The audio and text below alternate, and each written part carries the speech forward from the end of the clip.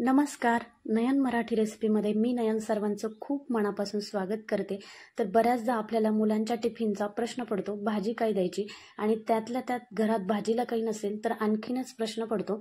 पण प्रत्येकाच्या घरात कुरडई ही असतेच. तर ह्या कुरडईपासून चटपटीत अशी कुरडई कांदा म्हणजेच कुरडईची भाजी कशी बनवायची याची रेसिपी मी तुमच्यासोबत शेअर केली आहे. रेसिपी शेवटपर्यंत बघा. बऱ्याचदा कुरडई कांदा आपला चिकट होतो, तर असं होऊ नये यासाठी रेसिपी शेवटपर्यंत बघा. पण त्याआधी महत्त्वाचं म्हणजे नयन मराठी रेसिपी या चॅनलवर तुम्ही नवीन असाल तर चॅनलला सबस्क्राईब करा आणि व्हिडिओ खालील घंटीचं बटन दाबायला विसरू नका, म्हणजे नवीन व्हिडिओचे नोटिफिकेशन तुम्हाला सर्वात आधी मिळतील. रेसिपीला सुरुवात करू. कुरडयाची भाजी बनवण्यासाठी मी इथं 12 ते 13 कुरडया घेतल्यात आणि ह्या मोठ्या भांड्यात पाणी घेऊन त्या भिजत ठेवल्या. 1 तासासाठी या भिजवून घ्यायच्या. तर कुरडया पूर्ण बुडतील इतपत यात पाणी घालायचं, म्हणजे कुरडया व्यवस्थित भिजल्या जातात. आता 12 ते 13 कुरडया घेतल्या. ह्या 4 माणसांसाठी सफिशियंट होतात. तुमचे जर मेंबर जास्त असतील तर तुम्ही कुरडयांचं प्रमाण कमी जास्त करू शकता. ह्या 1 तास पूर्ण भिजवून घ्यायच्या, म्हणजे त्या मऊसूत भिजल्या जातात. तर आता कुरडईच्या भाजीला आपण जी फोडणी देणार आहे त्यासाठी लागणारं साहित्य बघू. तर मी इथं 9 ते 10 लसणाच्या पाकळ्या बारीक कट करून घेतल्या. 2 मध्यम आकाराचे कांदे बारीक कट करून घेतले. त्यानंतर 7 ते 8 मिरच्या घेतल्या, हिरव्या मिरच्या. तुम्ही तिखटाच्या तुमच्या आवडीनुसार प्रमाण कमी जास्त करू शकता मिरच्यांचं. त्यानंतर थोडीशी कोथिंबीर बारीक कट करून घेतली आणि कढीपत्ता घेतलाय. त्यानंतर आपण जे जिरे मोहरी घेणार आहे ते आपण जेव्हा फोडणी करणार आहे तेव्हा दाखवून. 1 तास आपण ह्या कुरडया भिजवून घेतल्या. मऊसूत अशा आपल्या कुरडया भिजल्यात. आता त्यानंतर आपण एका चाळणीवर ह्या पाणी निथळण्यासाठी ठेवणार आहे. एक 10 ते 15 मिनिटासाठी आपण पाणी निथळण्यासाठी हे ठेवणार आहे. तोपर्यंत आपण कांदा परतून घेतोय. त्यानंतर मी एक पातेलं घेतलंय, त्यावर एक चाळणी ठेवली आणि त्यात ह्या कुरडया आपण निथळण्यासाठी ठेवणार आहे. कुरडयांचं पाणी निथळेपर्यंत आपण फोडणी देऊन घेणार आहे. तर त्यासाठी मी एक कढई गरम करायला ठेवली. कढई गरम झाली त्यानंतर आपण यात तेल घालतोय. पोह्याचे 5 ते 6 चमचे इथं तेल घालायचे. तेलाचं प्रमाण तुम्ही तुमच्या आवडीनुसार थोडंफार कमी जास्त करू शकता. गरम झालंय त्यानंतर यात घालतोय लसूण. लसूण हलकासा सोनेरी झालाय त्यानंतर आपण यात घालतोय मिरच्या. तुम्हाला शेंगदाणे आवडत असेल तर तुम्ही शेंगदाणे घालू शकता. ज्याप्रमाणे आपण पोह्याला तळून घेतो तसेच शेंगदाणे यात घालायचे.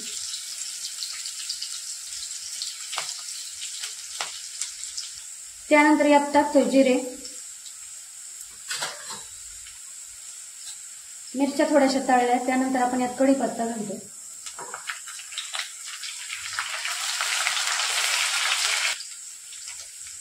त्यानंतर आपण बारीक कापून जो कांदा घेतलाय तो यात टाकून घेतोय.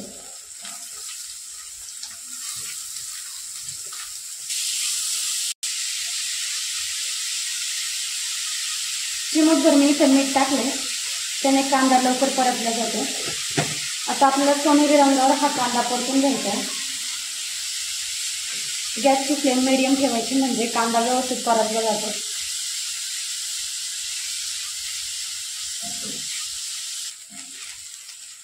पाच ते 6 मिनिटानंतर आपला कांदा छान सोनेरी रंगावर परतून झालाय. त्यानंतर आपण यात हळद घालतो.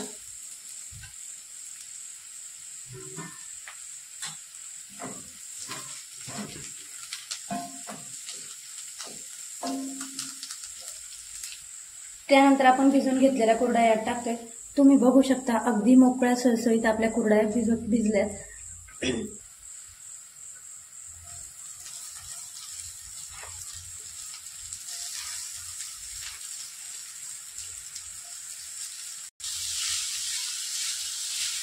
दहा मिनिटासाठी आपण या कुरडयांचं पाणी निथळायला ठेवलं होतं.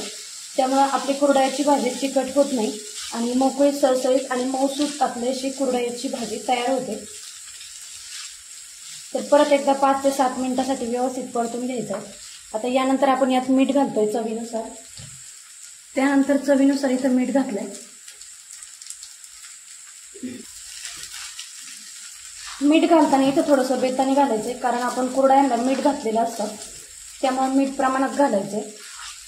मीठ घातल्याच्या नंतर व्यवस्थित 2 ते 3 मिनिटासाठी आपल्याला मिक्स करून घ्यायचंय, म्हणजे मीठ व्यवस्थित मिक्स होतं आणि आपल्या भाजीला टेस्ट छान येते. हे करत असताना गॅसची फ्लेम मीडियम ठेवायची. तर इथं आपण मिरच्या घातल्यात, हिरव्या मिरच्या. तुम्हाला आवडत असेल तर लाल तिखट किंवा काळा मसालाही तुम्ही घालू शकता. तर 2 मिनिटासाठी परतून झालाय. त्यानंतर आपण यावर कोथिंबीर घालतोय.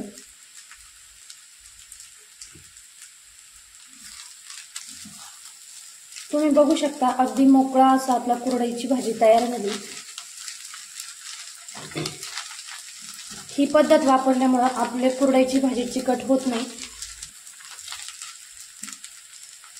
या पद्धतीने आपली कुरडईची भाजी तयार झाली. त्यानंतर आपण एका भांड्यात काढून घेऊ. या पद्धतीने झटपट अशी आपली कुरडईची भाजी तयार झाली. अगदी मोकळी, सुटसुटीत आणि मऊसूत अशी ही भाजी तयार होते. ज्यावेळेस घरात भाजीला काही नसतं त्यावेळेस ही भाजी तुम्ही नक्की करून बघा. टिफिनसाठी रेसिपी अगदी छान आहे. करायलाही तितकीच सोपी आणि खायलाही तितकीच टेस्टी लागते. तर रेसिपी नक्की करून बघा. पुन्हा भेटूया अशाच एका नवीन रेसिपीसोबत. तोपर्यंत सर्वांना धन्यवाद.